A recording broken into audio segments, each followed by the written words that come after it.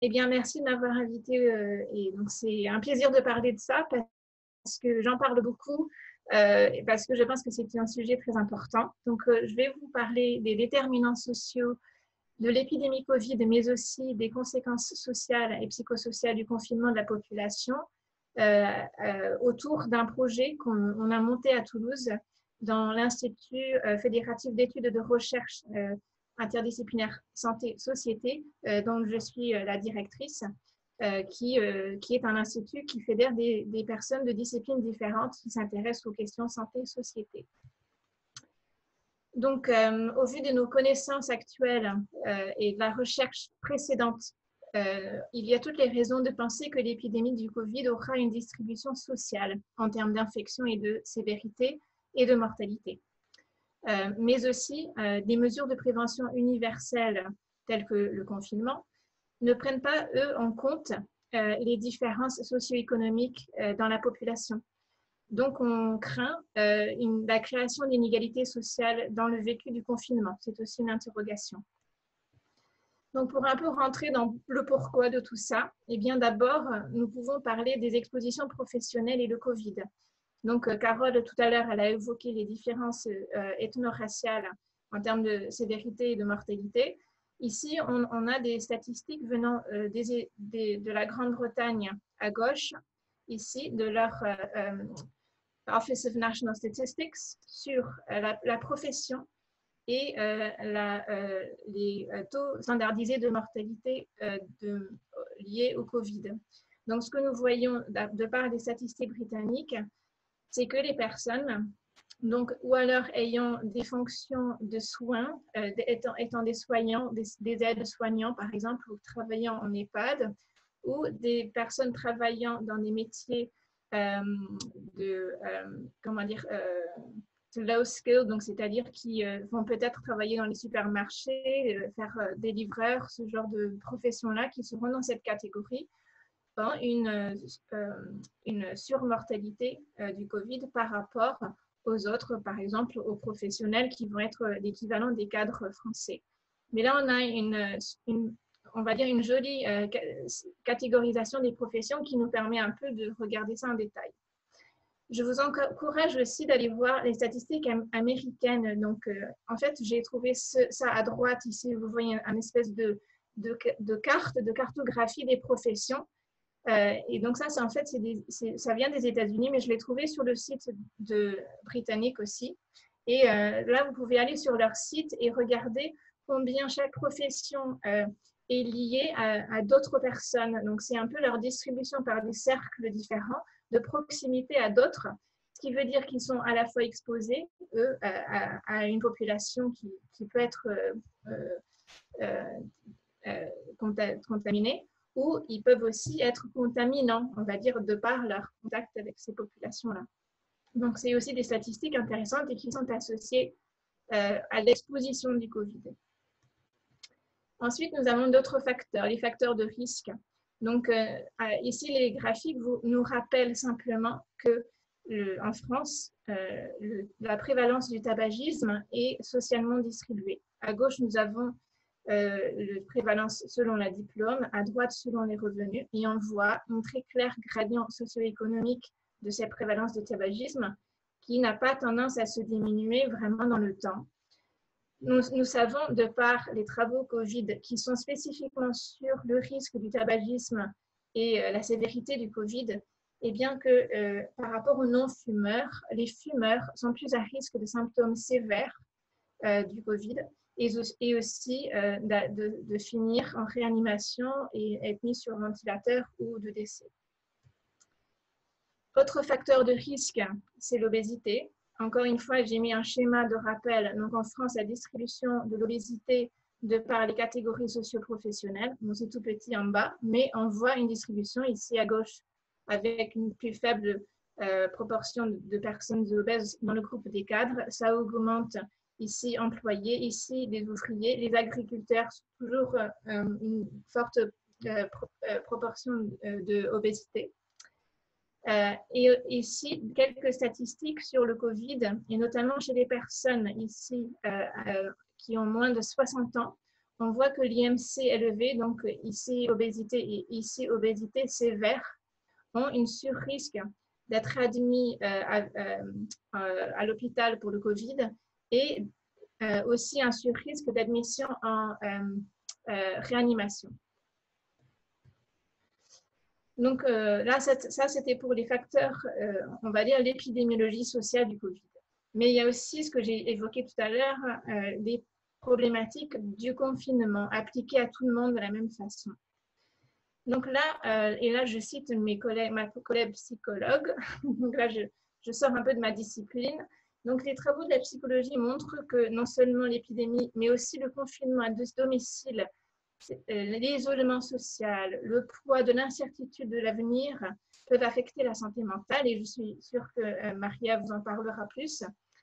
Donc là, les psychologues vont s'intéresser aux événements traumatogènes pouvant générer des charges émotionnelles et engendrer de nombreuses répercussions. Donc, on peut imaginer de voir pendant cette phase de confinement des fatigues émotionnelles, des troubles de sommeil, etc. S'ajoute donc tout ça, les symptômes de stress post-traumatique semblent potentiellement jouer quand le confinement dure plus de 10 jours. Donc ça, c'est pour la psychologie. Ensuite, encore une fois, grâce à ma collègue qui mène ce travail, là, je parle plutôt du confinement du point de vue socio-anthropologique. On peut analyser que le quarantaine ou le confinement et les autres mesures de contrôle des épidémies, comme les vaccinations, etc., les voir à travers une vision Foucauldienne de technologie du pouvoir. Nous avons aussi des éléments qui nous pointent vers le fait que les politiques de confinement peuvent venir impacter nos libertés. Ils ont aussi des coûts pour les populations en termes économiques, mais aussi en termes de la stigmatisation des populations qui peuvent être vues comme étant à l'origine de l'épidémie ou des personnes plus susceptibles d'être vecteurs. Ensuite, on a un contrôle de la communication. Donc, dans tout ça, nous pouvons analyser le confinement comme une technologie de pouvoir qui pourrait être susceptible de révéler ou de renforcer des inégalités politiques, sociales, en termes de communication. Donc, pour tout ça, on a mis en place un projet. L'idée était d'analyser ces deux objectifs. D'abord, l'épidémiologie sociale du Covid, mais aussi en deuxième temps, les conséquences du confinement de la population qui a été imposé, comme on sait tous, le 16 mars, peut-être le 17 mars d'ailleurs, en termes psychologiques et socioculturels.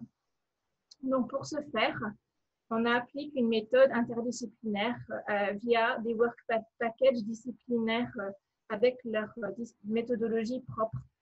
Donc, premier work package, épidémiologie sociale, ça sera mon collègue Cyril Delpierre qui mène ce travail-là sur le Covid en population générale et aussi auprès de patients affectés en utilisant des données secondaires de bases de données existantes ou en cours de collecte. Donc, bien entendu, je suis aussi dans ce work package puisque je suis épidémiologiste.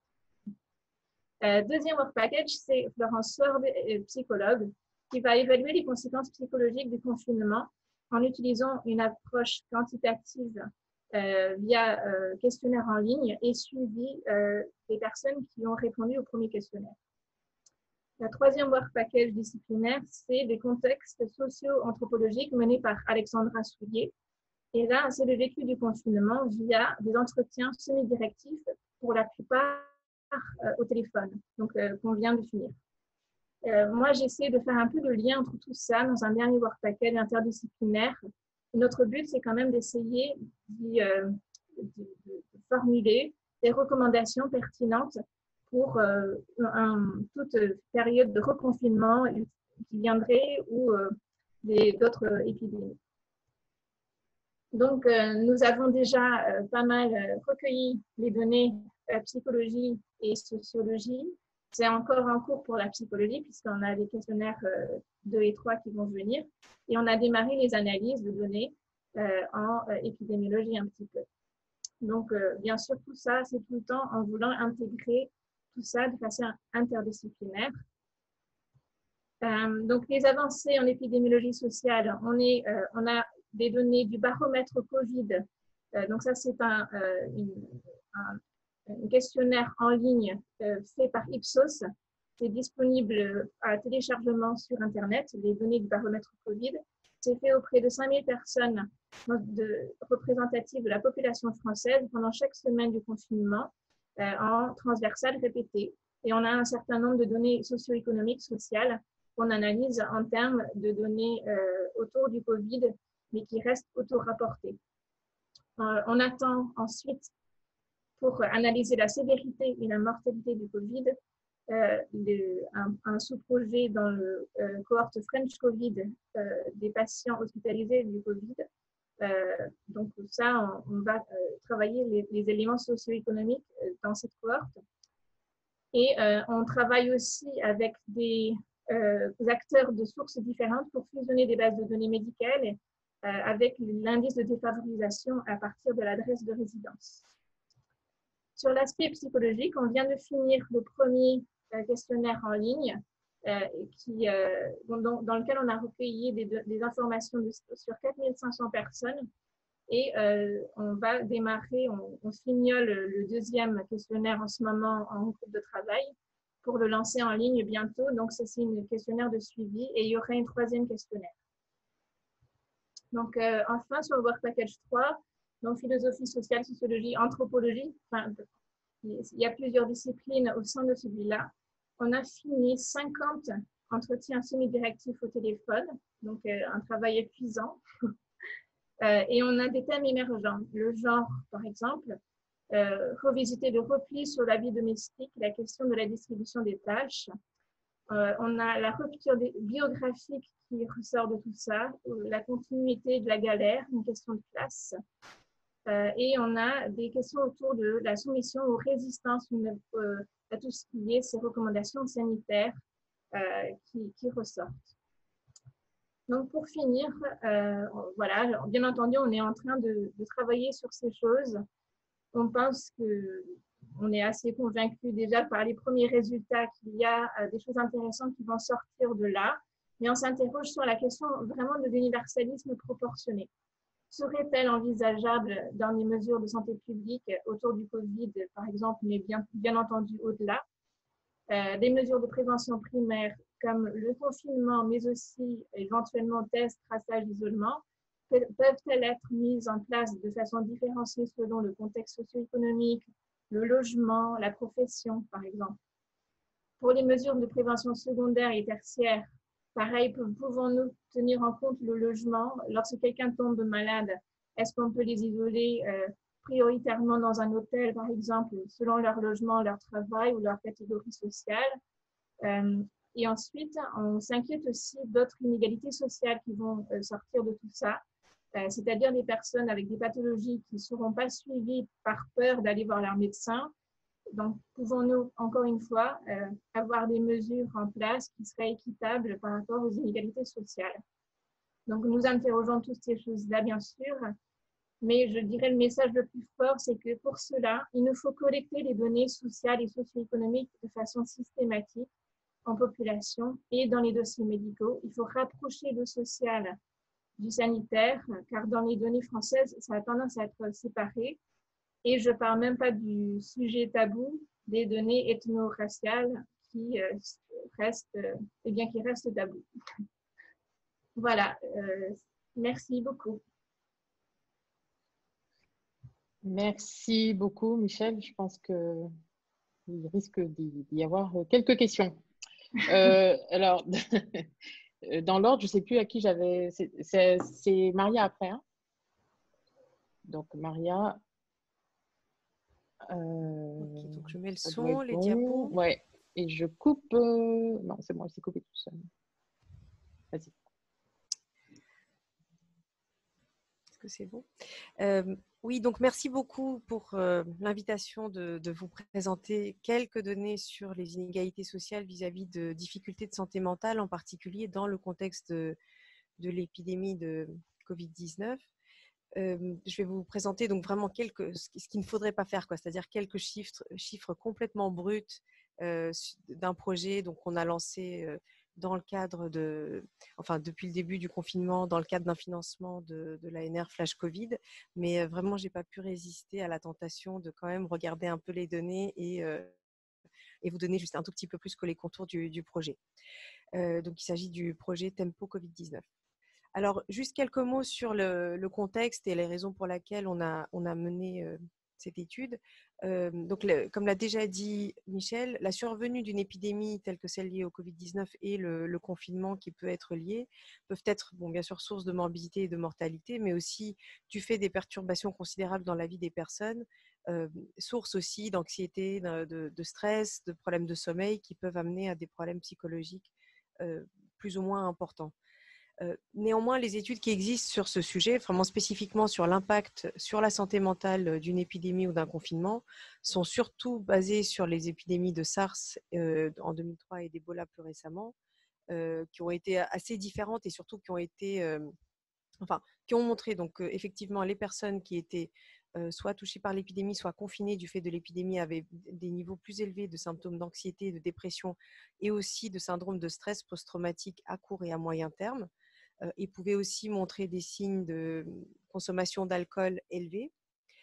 Mais évidemment, ces contextes sont un tout petit peu différents du Covid-19 dans la mesure où ces épidémies ont lieu dans des régions géographiques très spécifiques et ont été quand même malgré tout assez localisées, dans la mesure aussi où toutes les mesures de distanciation sociale et de confinement ont été ciblées sur des groupes spécifiques, dont les personnes contaminées ou le personnel soignant en contact avec des cas, et ont aussi duré assez peu de temps, c'est-à-dire au maximum 3 semaines.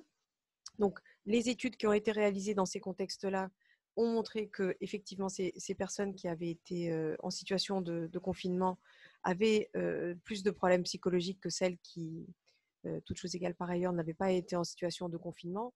Mais comme il s'agit de populations très spécifiques et de périodes de confinement plus courtes, on ne sait pas très bien dans quelle mesure ces résultats s'appliquent à une situation telle que celle que nous vivons actuellement.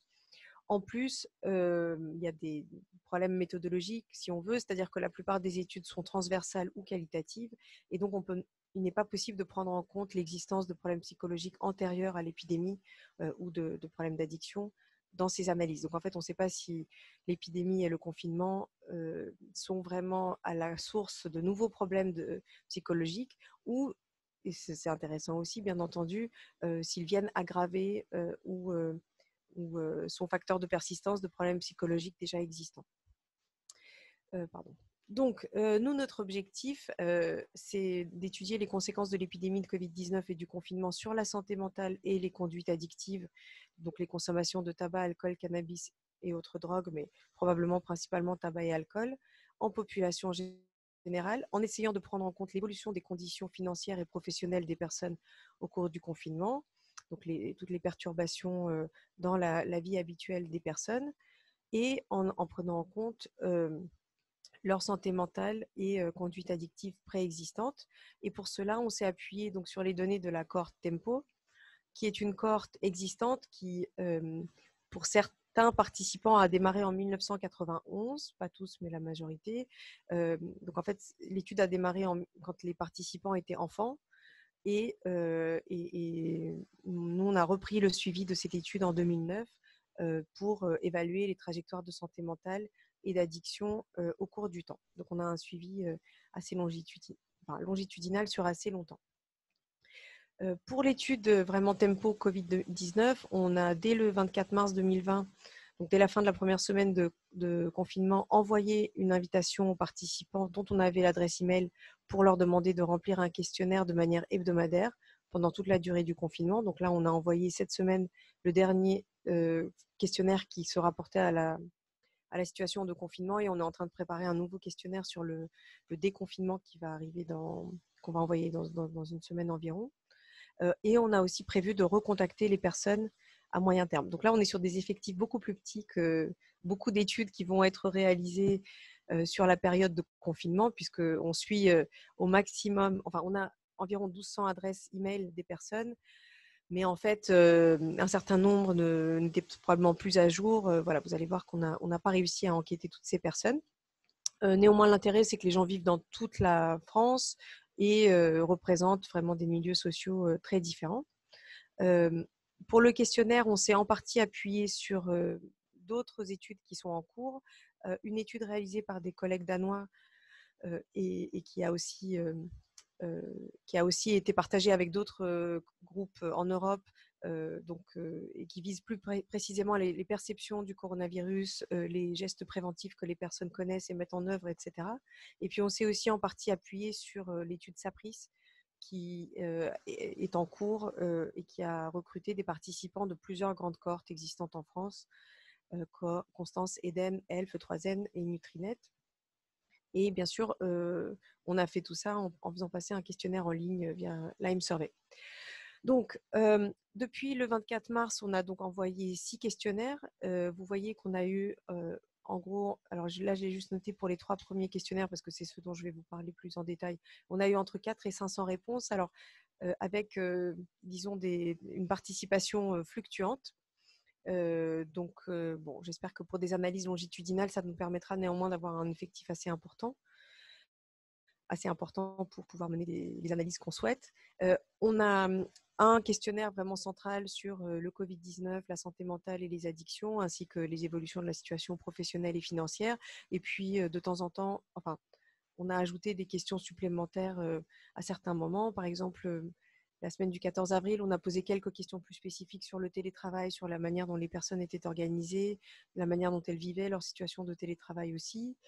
La semaine du 21 avril, on a posé des questions sur la situation des enfants, en ciblant l'enfant le plus jeune dans la famille, si les gens en avaient plusieurs, en focalisant sur la scolarité, la manière dont se passaient les activités des enfants, mais aussi leur comportement.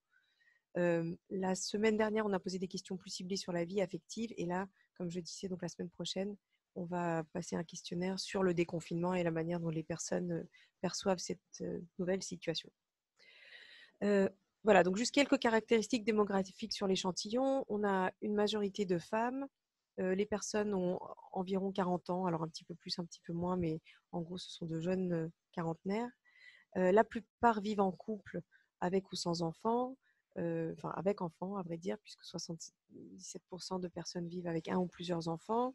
Les enfants ont en moyenne, en médiane, 9 ans, mais il y a un peu un age range un petit peu plus large. Presque la moitié des personnes ont un niveau de diplôme Bac+5, donc on est évidemment dans un échantillon qui est plutôt favorisé sur le plan socio-économique. Ça, c'est le cas de beaucoup de cohortes. C'est le cas dans Tempo en général. Là, évidemment, on a uniquement pu contacter des personnes pour lesquelles, dont on avait l'adresse mail. Et en plus, évidemment, uniquement celles qui l'ont souhaité ont répondu. Donc, c'est sûr qu'on est dans des biais de sélection importants. 95% de personnes avaient un emploi rémunéré, mais vous voyez quand même que 12% ont été au chômage partiel pendant la période de confinement, en tout cas sur les 3 premières semaines. Et donc, malgré le fait qu'il s'agit d'un échantillon assez favorisé, il y a quand même de la diversité dans les situations socio-économiques des personnes, ce qui nous permet d'étudier le lien entre les caractéristiques sociales et la santé. Donc, bon, ça, c'est un tout petit peu plus de détails sur la situation professionnelle des personnes au fur et à mesure. Donc, on a environ, entre 14 et 17% des personnes qui travaillaient de manière normale au début du suivi.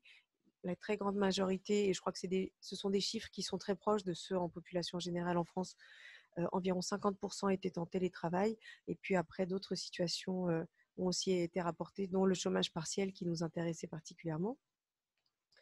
Et on a aussi interrogé les personnes sur leurs difficultés financières, alors à la fois avant le confinement et tous les 7 jours. Et donc en particulier des difficultés pour payer le loyer, les frais de chauffage ou d'électricité, les soins médicaux ou les médicaments, et puis des difficultés financières pour se nourrir de manière équilibrée. Et puis on a aussi posé des questions sur le fait d'avoir un découvert bancaire. Et vous voyez que donc avant le confinement, un peu plus de 11% des personnes rapportaient avoir des difficultés financières et 33% en prenant en compte le fait d'être à découvert. Et au cours des 3 premières semaines, on avait une proportion d'environ presque 15% des personnes qui ont déclaré au moins à un moment donné être en difficulté financière. Donc, comme on peut s'y attendre, probablement que les difficultés financières se sont accrues pendant cette période. Alors, pour mesurer les symptômes, là, je vais juste vous parler très rapidement des symptômes anxio-dépressifs des personnes. On a utilisé une échelle qui s'appelle le Adult Self-Report, qui est composée de 13 items sur des symptômes d'anxiété et des symptômes de dépression dont on fait une somme pour pouvoir étudier ces symptômes de manière continue, mais qu'on peut aussi utiliser de manière dichotomique pour identifier des personnes qui ont un niveau de symptômes potentiellement élevé. Et là, je suis désolée, je sais qu'on ne voit pas grand-chose, mais vraiment, je n'ai pas pu résister au fait de vous présenter quand même quelques chiffres. Donc, c'est des données complètement brutes. Vous voyez là, juste de manière transversale, chaque semaine, le lien entre la situation professionnelle des personnes et le niveau de symptômes anxio-dépressifs dans l'enquête. Et vous voyez que les personnes qui donc ne travaillaient pas, soit parce qu'elles étaient au chômage ou au chômage partiel, ont à chaque fois des niveaux de symptômes anxio-dépressifs plus élevés que celles qui travaillaient normalement ou qui étaient en télétravail ou en congé. Et de la même manière, les personnes qui ont rapporté des difficultés financières ont aussi en moyenne à chaque fois des niveaux plus élevés de symptômes anxio-dépressifs que celles qui n'ont pas rapporté de difficultés financières dans la période, dans la semaine passée. Au total, environ 22 sur les 3 premières semaines, 22% des personnes avaient un niveau de symptômes élevé au moins une fois, donc sur cette échelle d'anxiété-dépression, ce qui est un peu plus haut que ce qu'on observe d'habitude. Et voilà, on a aussi commencé à faire des analyses. On a regardé si, en prenant uniquement donc cette mesure d'avoir eu des symptômes élevés au moins à un moment au cours des 3 premières semaines, on voyait des différences en fonction de la situation professionnelle ou des difficultés financières des personnes. Vous voyez que là, on ne voit pas vraiment de lien avec la situation de chômage, mais par contre, pour les difficultés financières rapportées par les personnes, que ce soit juste leurs difficultés financières en général ou en prenant en compte le fait d'être à découvert, on voit des différences en termes de risque de symptômes anxio-dépressifs. Donc, évidemment, le plus intéressant est à venir, c'est-à-dire que tout reste à faire et ce qu'on envisage de faire à partir de ces données, donc une fois que le recueil de données sur la période de confinement et juste après le déconfinement sera complété, c'est d'étudier l'évolution longitudinale de ces symptômes d'anxiété-dépression en fonction de facteurs sociaux que je n'ai pas cités, tels que l'isolement, le soutien social et aussi de facteurs économiques tels que le chômage, la situation financière, en prenant en compte, comme je l'ai dit initialement, les difficultés psychologiques antérieures, en essayant aussi de prendre en compte l'état de santé des personnes, puisqu'on a demandé aux participants s'ils avaient eu des symptômes du Covid, s'ils avaient été testés, etc. Donc, ce sera intéressant de savoir si les personnes touchées et si quelqu'un dans leur entourage aussi avait été touché par la maladie. Donc, ce sera intéressant de savoir si le contact personnel ou dans l'entourage avec la maladie est lié à la santé mentale des personnes. Et voilà, je pense que ce qu'on fera en termes d'analyse, c'est principalement des modèles mixtes pour vraiment pouvoir être au plus près des évolutions et des changements de situation des personnes et des changements dans leur symptomatologie. On va aussi pouvoir étudier de manière assez fine les consommations de tabac, alcool et drogue, les drogues étant quand même assez peu utilisées dans cette cohorte, mais en tout cas, là, dans les premières données qu'on a, il y a assez peu d'usage de drogue, mais néanmoins, on a demandé aux personnes à la fois leur niveau de consommation et puis aussi la manière dont ils percevaient les évolutions de leur consommation. Donc, ce sera intéressant d'étudier à la fois ces indicateurs objectifs et puis aussi la manière dont les personnes perçoivent leur propre consommation. Comme je le disais, puisqu'on a utilisé des questionnaires qui sont comparables à ceux d'autres cohortes dans d'autres pays, on a déjà commencé à réfléchir avec les collègues sur la manière de pouvoir comparer l'expérience du confinement dans différents pays qui ont eu et des épidémies et des expériences de confinement différentes, notamment le Danemark, la Suède et les Pays-Bas. Et donc ça, ce sera un autre volet de l'exploitation de ces données. Et voilà, c'est tout ce que j'ai à dire. Je vous remercie de votre attention et bien sûr, je répondrai à toutes les questions qui vous intéressent. Merci beaucoup, Maria. Effectivement, c'est des données qui promettent. Stéphanie, c'est à toi.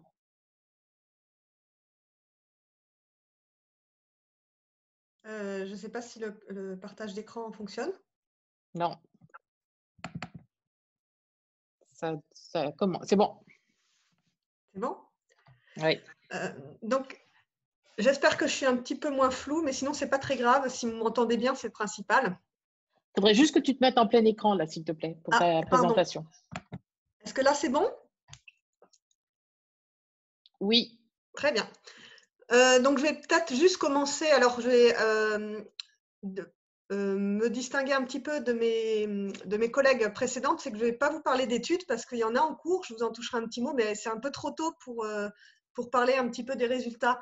Donc, je vais plutôt me focaliser un petit peu sur les particularités des populations qu'on appelle vulnérables. Je préférerais dire en situation de vulnérabilité, vous allez voir pourquoi.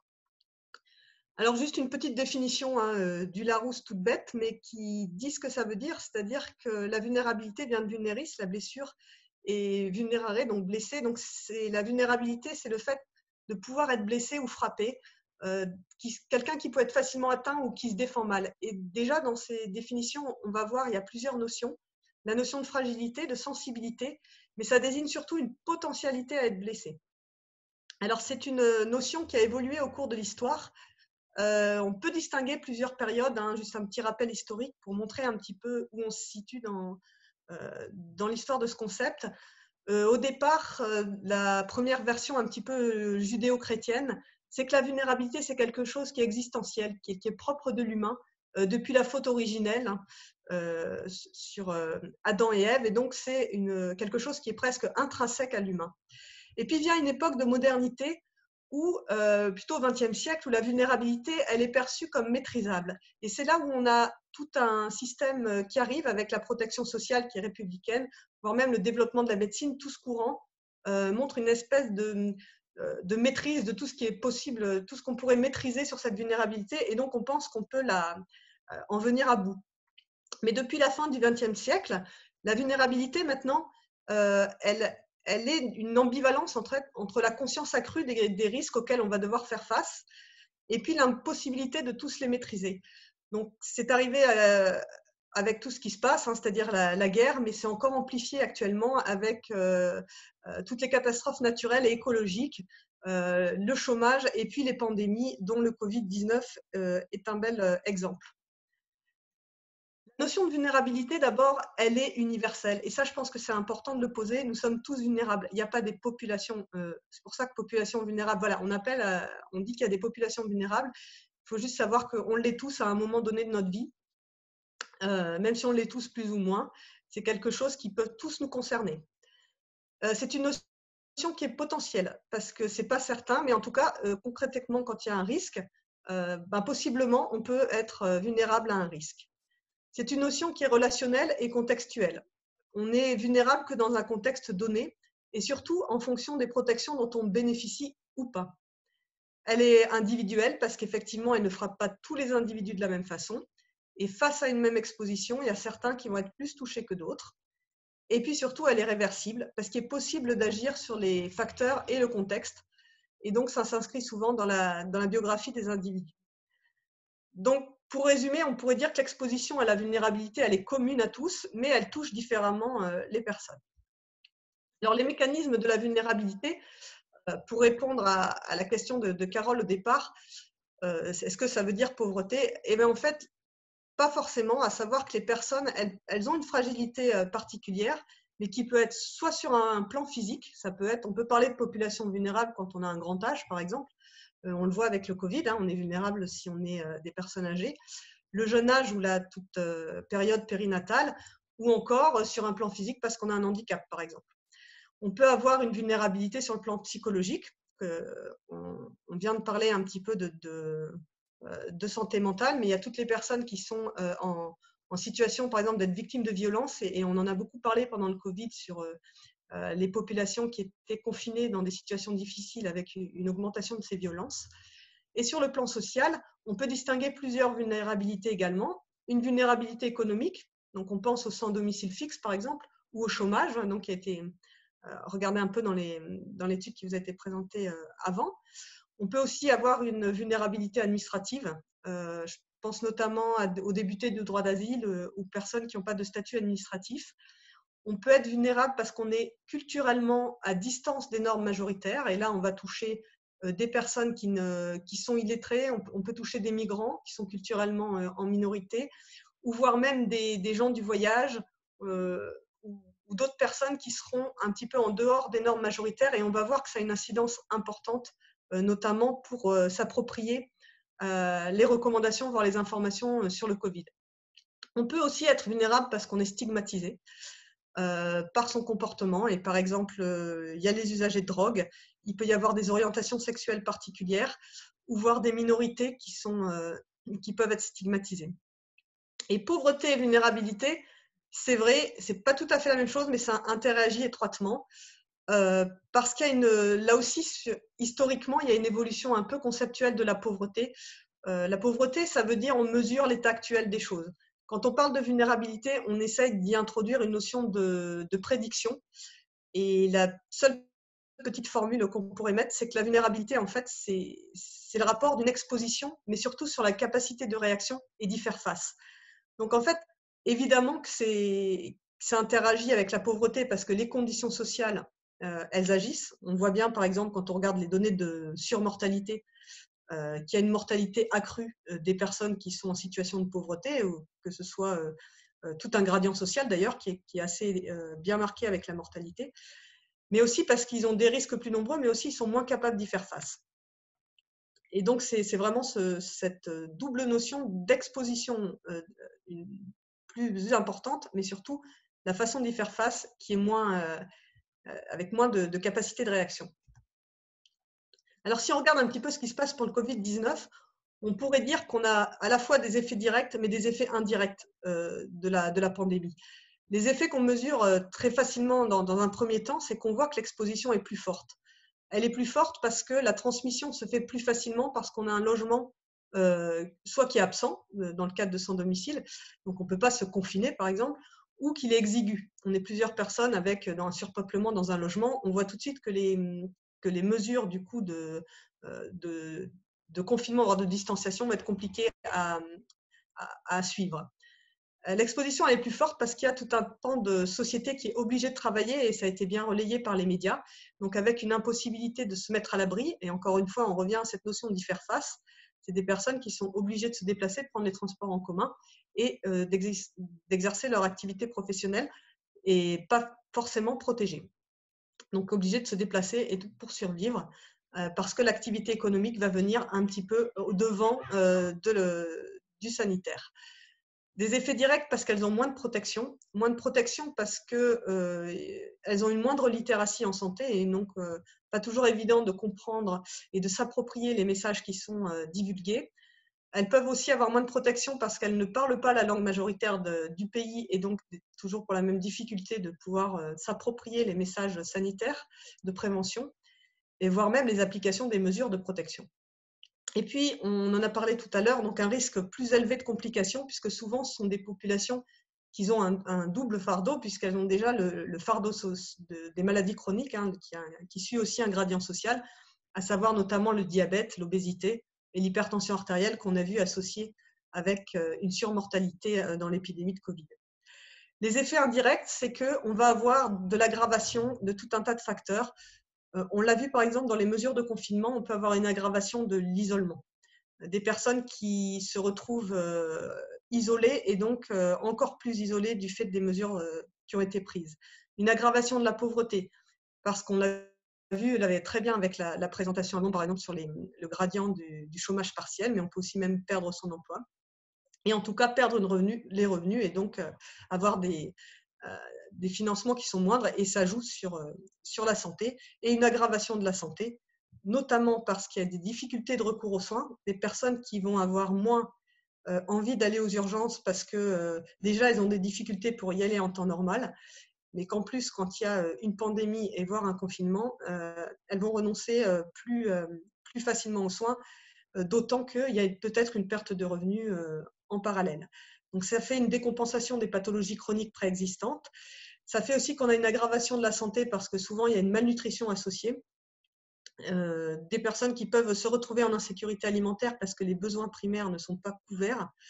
Et puis, une altération de la santé mentale, on l'a vu précédemment. Donc, il y a plusieurs types les effets sont divers et multiples. Et je vous ai mis un petit peu là les principaux enjeux vis-à-vis du Covid, mais vis-à-vis des épidémies mais de celle-ci peut-être en particulier. C'est des enjeux qui sont un peu spécifiques aux populations en situation de vulnérabilité. Le premier des enjeux, et on en parle aussi, hein, c'est l'invisibilité. Ce sont des personnes qui sont invisibles de l'espace public, tout d'abord parce qu'elles ne sont pas détectées par les systèmes de surveillance classiques. Notamment, on souffre d'un manque d'indicateurs notoires sur tous les systèmes de surveillance qu'on peut avoir, mais parce que ce sont des personnes qui, des fois, j'allais dire, organisent aussi leur invisibilité.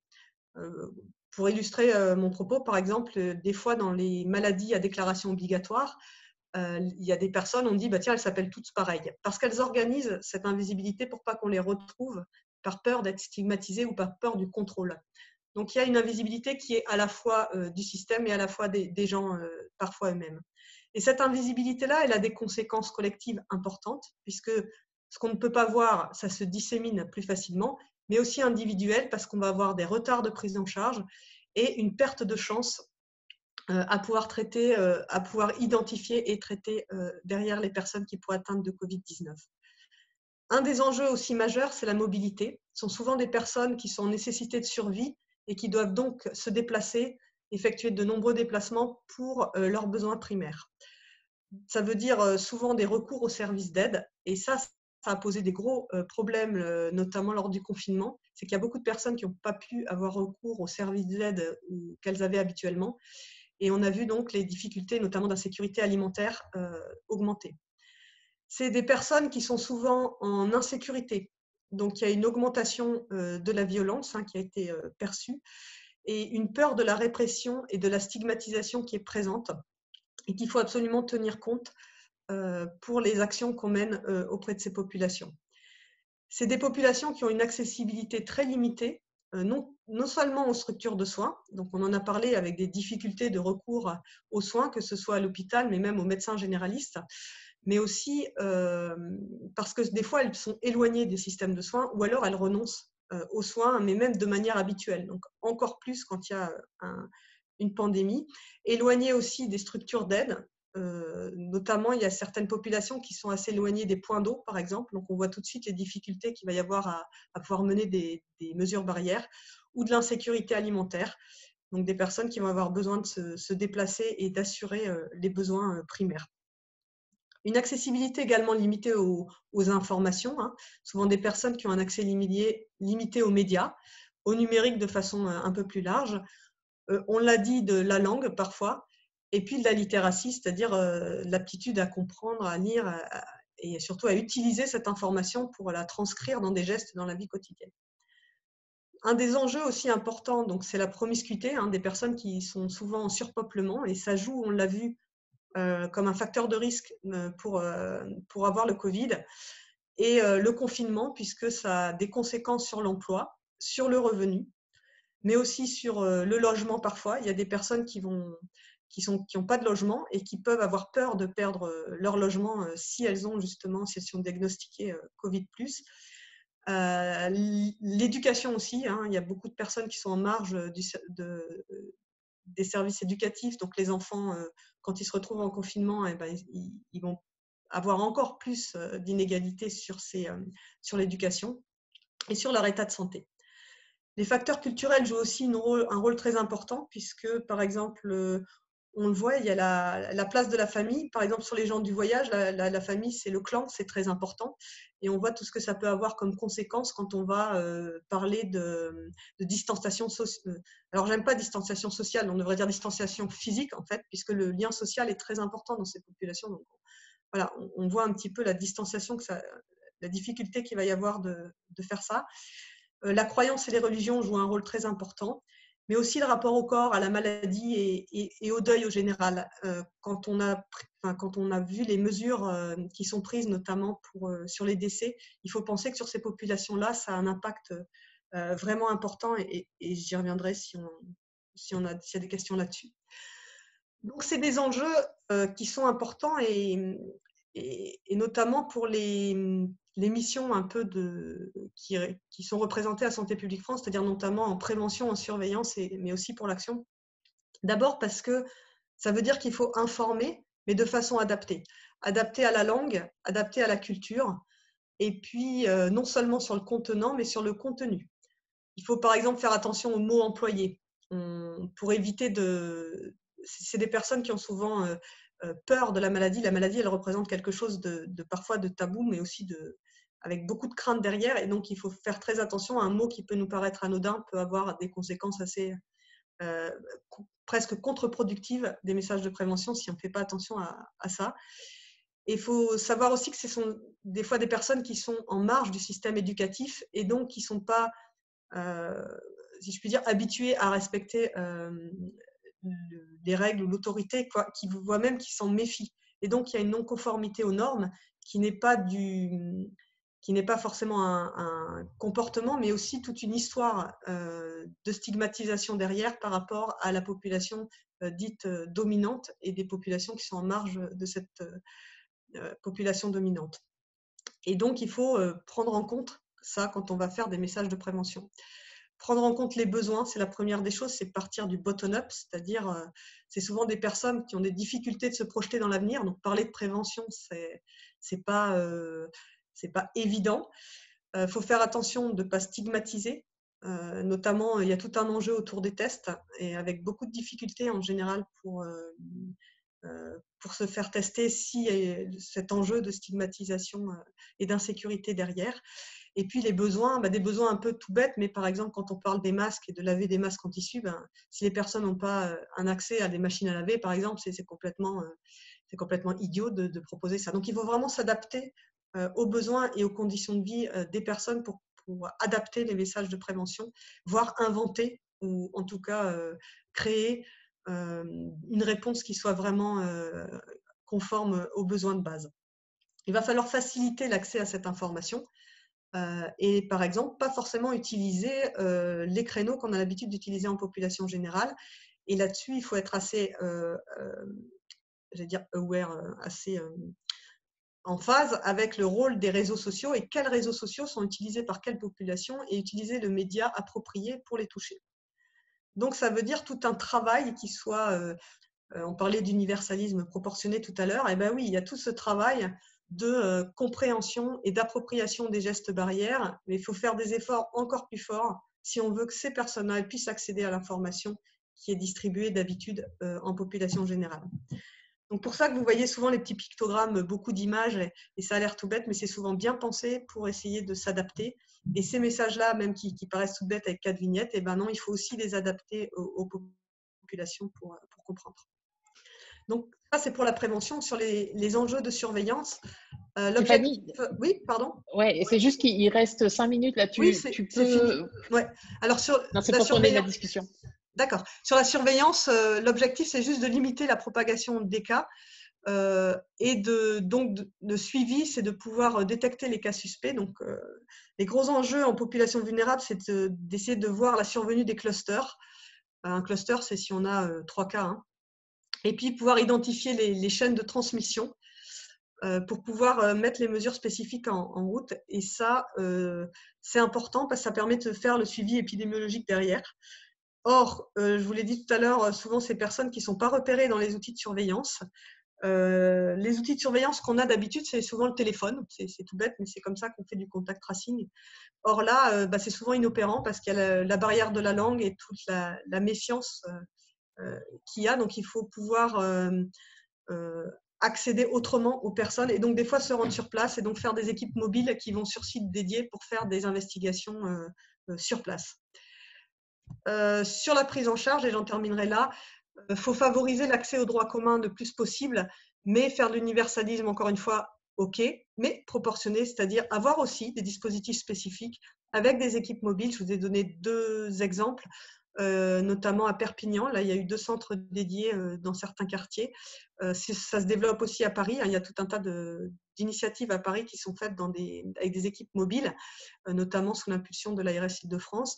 Et puis à Marseille, et c'est aussi en discussion à Bordeaux, avec aussi dans une prise en charge, ne pas oublier de reloger, puisque si on veut confiner des personnes, il faut qu'elles aient un logement ad hoc. Penser à l'hygiène qu'elles aient un accès à l'hygiène pour les gestes barrières, et puis assurer les besoins primaires d'insécurité alimentaire. Voilà, avec des principes bien sûr fondateurs qui doivent guider toutes les actions et les pensées et la réflexion autour de ces populations, c'est-à-dire aller vers, rassurer pour faire du lien social, et donc le lien de confiance, et ça c'est primordial, partir des besoins des personnes, pouvoir travailler davantage avec tout le réseau d'acteurs associatifs qui connaissent très bien ces personnes-là, et notamment s'appuyer sur la médiation en santé. Je vous remercie.